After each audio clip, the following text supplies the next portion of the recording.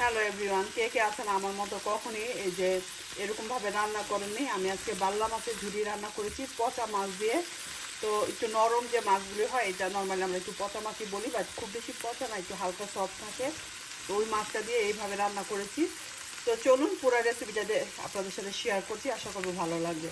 রেসিপিটা ভালো লাগলে ফ্রেন্ড অ্যান্ড ফ্যামিলির সাথে শেয়ার করতে ভুলবেন না। তো চলুন কথা না বাড়িয়ে চলে যাচ্ছি রেসিপিতে।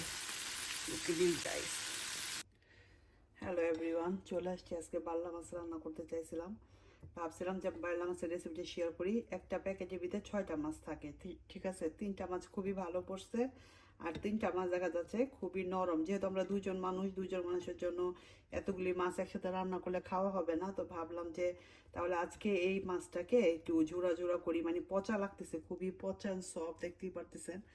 মানে এত খারাপ মাছ কখনই পড়ে না, বাট আজকে কেন জানি এত পচা মাছ পড়লো। আর 3টা মাছ খুবই শক্ত, তো 3টা মাছ আরেকদিন রেসিপি আপনাদের সাথে শেয়ার করব। 3টা মাছ ফ্রিজে রেখে দিব আজকে, আর এই 3টা মাছ আমি ঝোড়া করব।